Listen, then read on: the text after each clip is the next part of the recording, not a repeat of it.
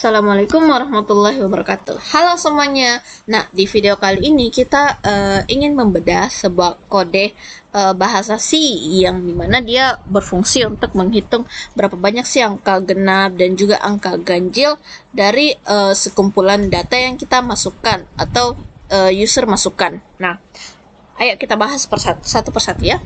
Nah, pertama di paling atas itu selalu kita kasih include.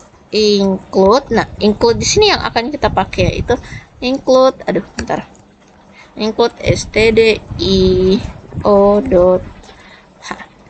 Nah, ini itu merupakan library standar yang dimana di bahasa C itu kita gunakan untuk fungsi input output seperti printf yang dimana itu untuk menampilkan teks nanti. Ada juga scanf yang dimana itu untuk menerima ketikan dari si keyboard kita. Lalu kita lanjut ke barisan berikutnya yang dimana ada in main. Nah, in main ini itu dia merupakan fungsi utama atau ibarat seperti pintu masuk gitu loh dari program kita nanti. Nah, nanti semua kode yang ingin kita jalankan itu harus berada di dalam tanda kurung-kurung awal fungsi ini. Nah, seperti yang aku bilang harus berada di tanda kurung-kurung awal. Nah, kita harus tambah tanda kurung-kurung awal ya. Nah, oke. Setelah itu kita masuklah ke program kita. Nah, pertama kita melihat perintah in n. In n ini ibarat seperti ini. Kita buat sebuah variabel yang dimana kita namakan aja n. Yang dimana dia berfungsi untuk menyimpan total data atau angka yang kita masukkan nanti. Nah, dia nanti akan simpan data kita itu melalui perintah printf. Kita berikan aja masukkan ukuran array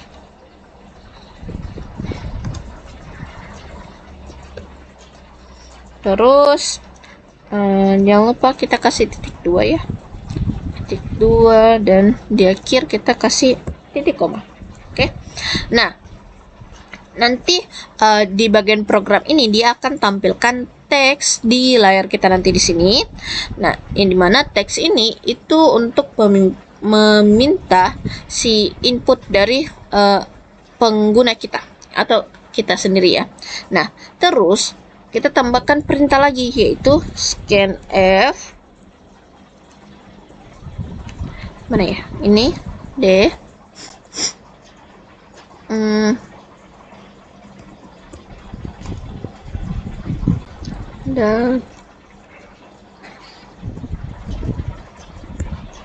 Nah, scanf ini itu nanti dia akan bertugas untuk baca angka yang akan kita ketik atau pengguna ketik. Nanti dia akan simpan ke dalam variabel si n tadi ini. Nah, nanti kita ketiknya itu di terminal ini. Nah, ini terminal kita ya. Oke. Nah, setelah ini kita setelah nanti kita tahu berapa banyak nanti data yang akan kita masukkan gitu. Nah, kita siapkan wadahnya.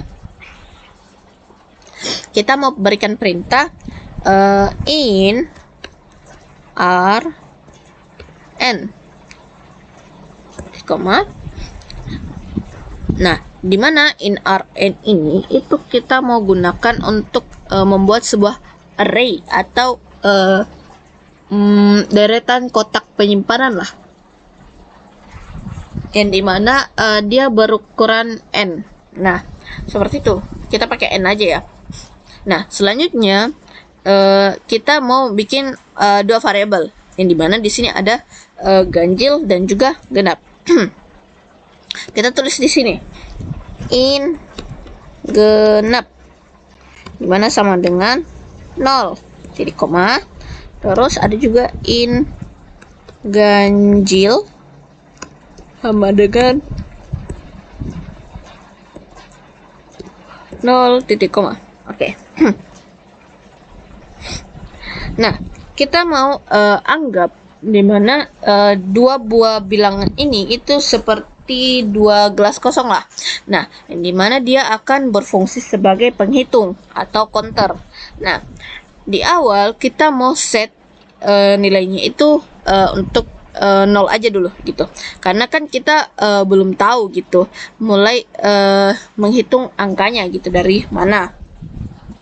Nah, nanti sebelum kita mulai meminta si user atau pengguna untuk masukkan angka-angkanya nanti di sini, kita berikan instruksi dulu.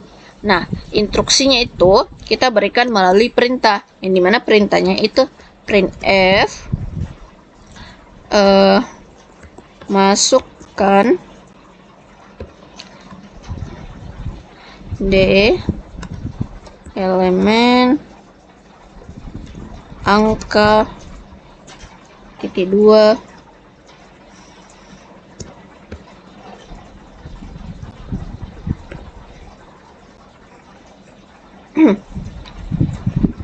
n titik 2.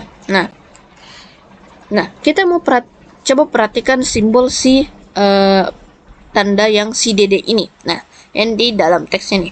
Nah, ini simbolnya itu sebagai ibarat sebagai placeholder atau pintu khusus yang nanti dia akan gantikan si nilai dari si n ini yang sudah kita input di awal tadi. Jadi kalau misal nanti pengguna memasukkan nilai misal 5, nanti muncul di komputer kita otomatis nanti berubah menjadi masukkan 5 elemen angka titik 2 itu. Misal kita masukkan 10 elemen angka titik 2 itu. Nah, ini trik pintar di bahasa C supaya nanti pesannya muncul itu bisa berubah-ubah sesuai keinginan user atau pengguna nanti. Nah, lanjut. Setelah ini kita lanjut ke perulangan, yaitu di bagian paling intinya. Di sini kita masukkan for in i itu sama dengan 0 titik koma i itu lebih kecil dari n titik koma terus i plus terus nah, yang dimana nanti dia perulangan ini itu nanti dia akan berjalan sebanyak n kali atau berapa kali gitu.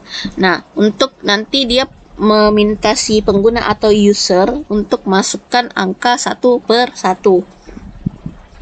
Nah, di dalam perulangan ini nanti kita berikan perintah, yaitu dalam si perulangan ini kita berikan perintah yaitu scanf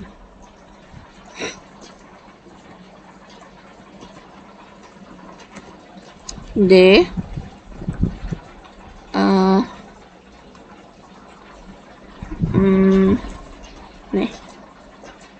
n r i dan titik koma. Nah, di mana itu dia akan ambil angka yang kita masukkan atau pengguna masukkan itu ke dalam kotak si i ini gitu, ke kotak array i ini gitu. Nah, nanti setelah kita dapat nanti si angkanya, nanti dia akan melakukan pengecekan, yang dimana dia melakukan pengecekan menggunakan fungsi logika if else dengan operator modulo atau sisa hasil bagi, yang dimana tanda sisa hasil bagi itu si ini persen ini. Nah, logikanya itu seperti ini. If r i itu dibagi dengan 2, sisa baginya itu sama dengan 0.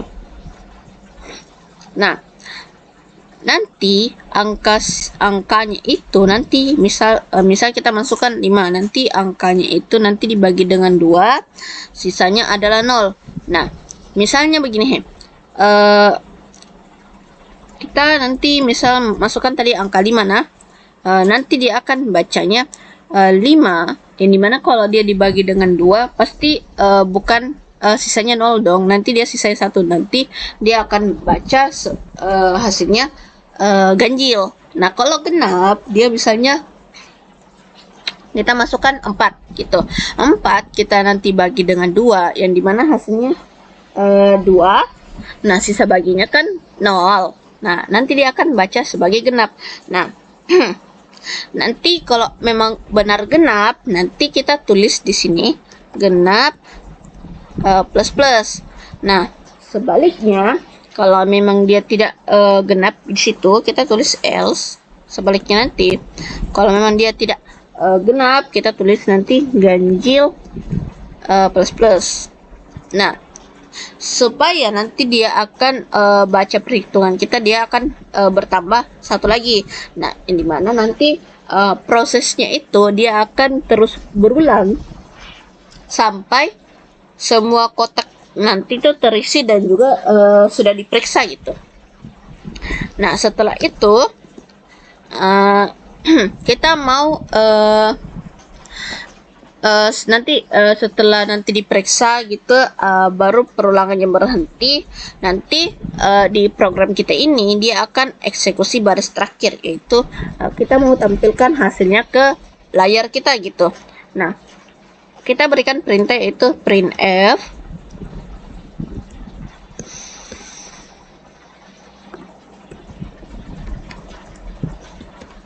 output saja ya, output genap ganjil titik 2 n, jangan lupa titik 2, baru kita ikuti dengan printf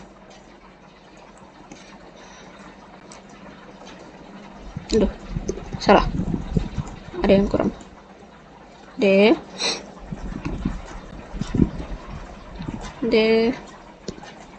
n, terus genap, terus ada ganjil. Kenapa saya tulisnya begini? Yang dimana nanti dia format ini itu nanti dia tampilkan total angka genap dulu ya, angka genap, terus nanti dia akan baca total si angka ganjil seperti yang kita tulis di sini ya. Nah, terus terakhir di sini kan sudah selesai nih. Terakhir untuk mengakhiri gitu, kita tulis return 0.2. Nah, si return ini itu dia sebagai penanda gitu bahwa program kita itu telah berjalan secara sukses atau dia tidak ada error gitu. Nah, seperti itu tadi penjelasan alur logikanya. Sekarang kita mau tes di bagian si terminal kita. Nanti di bagian sini bagaimana bentukannya nanti ya. Pertama, sebelum itu saya tulis ini dulu. Ini opsional aja. Saya hanya tulis ini karena kebetulan si file saya ini belum terbaca di terminal saya. Itu tes 2 yang ini dia belum terbaca di terminal saya. Nah, itu baru terbaca. Sekarang jangan lupa nanti kita save ya. Selalu terlupa yang bagian ini. gcc genap ganjil .c. Ini nama dari si file kita ya, genap ganjil .c. Nanti kita mau namakan aja misal apa ya, programku aja, programku. Nah,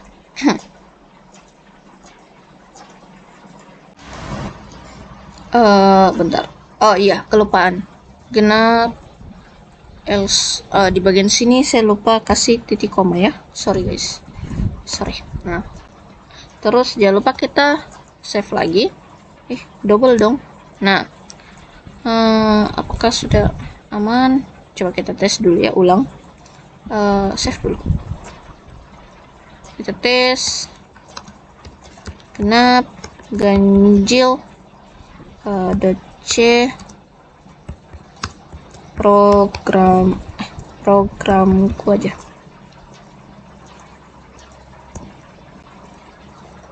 Nah, kalau begini dia sudah baca sih nama fileku ya, programku. Kita tulis